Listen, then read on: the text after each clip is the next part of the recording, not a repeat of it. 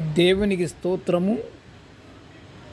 అనుదిన దేవుని వాక్య ధ్యానమునకై ఈరోజు 2026 సంవత్సరము మే నెల 14వ తారీఖు.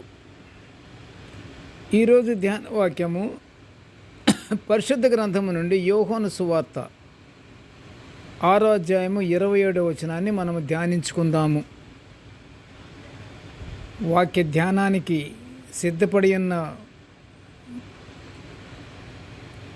ప్రియ దేవుని బిడ్డలారా, మీకు క్రీస్తు ప్రభువారి ప్రశస్త నామములో మీకు శుభములు దీవెనలు కలుగునుగాక. అలాగే సిద్ధపడి ఉన్న మీ అందరికీ నా తరపున నేను వందనాలు కూడా మీకు చెప్తున్నాను.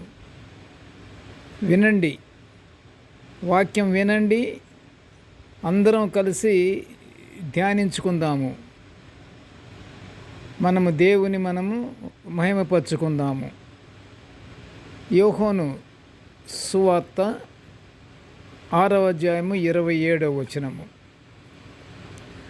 క్షయమైన ఆహారము కొరకు కష్టపడకుడి గాని నిత్య జీవము కలుగజేయు అక్షయమైన ఆహారము కొరకే కష్టపడుడి. ప్రియ దేవుని బిడ్డలారా, నేటి ధ్యాన వాక్యము యోహాను భక్తుడు చక్కగా వివరించాడు. ఎలాగంటే ఈరోజు ధ్యాన వాక్యము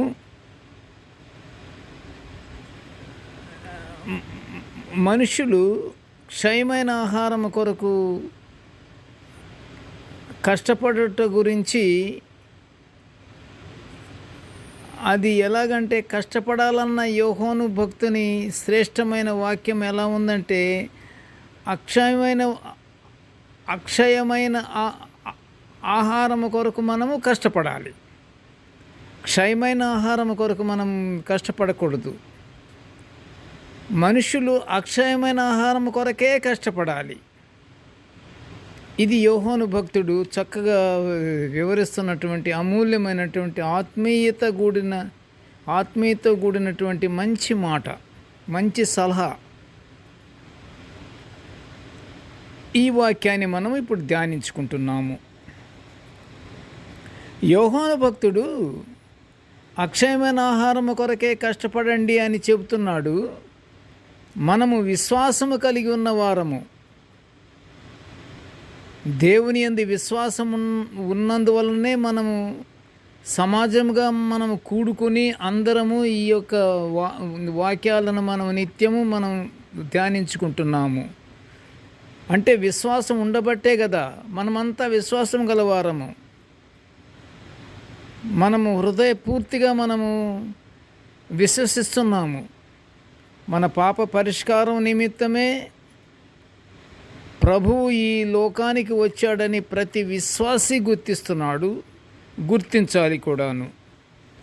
అక్షయమైన ఆహారము సంపాదించుట, మనము నిత్య జీవము పొందుట కొరకే అని మనము గ్రహించాలి. మానవుడు నిత్య జీవము పొందుకోవాలని దేవుడు ఎంతో ఆశపడుతున్నాడు. దేవుడు మార్గాలను మనకు చూపెడుతున్నాడు. అనేక మంది ప్రవక్తలతో మనకు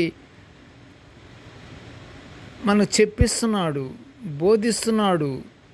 ప్రతి ఒక్కరి బోధ మనం వినాలి. మన ప్రభువు ఎవ్వరూ నష్టపడకూడదు అని ఆయన ఆశిస్తున్నాడు. జీవాహారం పొందుటలో మనము సమయాన్ని వృధా చేసుకోకూడదు. ప్రియ దేవుని బిడ్డలారా, ప్రభువు కూడా ఆనాడు కొండ ఎక్కి ఆయన శిష్యులతో కూర్చున్నప్పుడు ప్రభువు వారికి సూచక క్రియలు చూపెట్టగా, వారి సూచక క్రియలు చూచిన బహుజనులు అతడికి వచ్చారు, చూస్తున్నారు.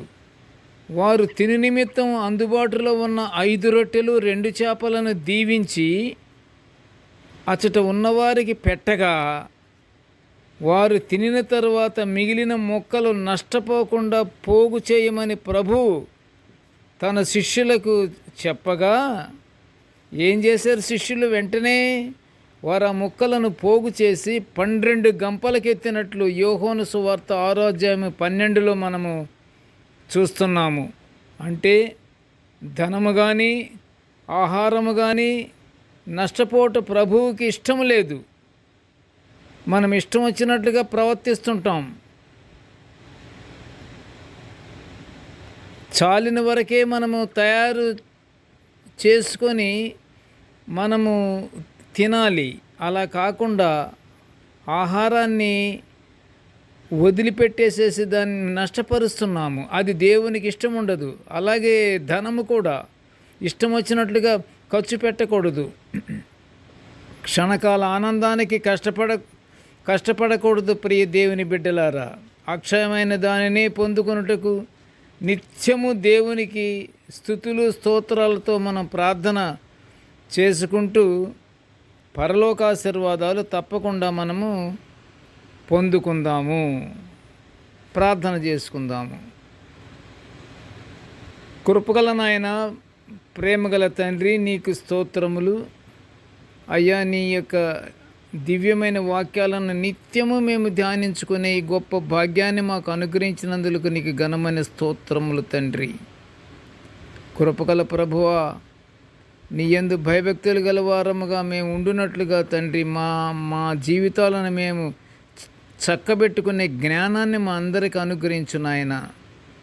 ప్రభువా, మేము క్షణకాలం పొందే ఆనందము కాకుండా నిత్యమైనటువంటి ఆనందం పొందుకునే భాగ్యాన్ని మాకు అనుగ్రహించమని ఎల్లప్పుడూ నిన్ను స్తుతించుకొనుచు తండ్రి, నిన్ను మహిమపరుచుకుంటూ నీకు ప్రార్థనలు ఎడతెగక మేము చేసుకుంటూ నీ ఆశీర్వాదాల కొరకు ఎదురు చూసే భాగ్యాన్ని మా అందరికీ అనుగ్రహించమని ఈ మనవులన్నీ యేసయ్య పుణ్యనామమున వినయముగా వేడుకొనుచుంటున్నాము తండ్రి. ఆమెన్. దేవుడు మనలందరినీ బహుగా దీవించుగాక. Amen, amen, amen.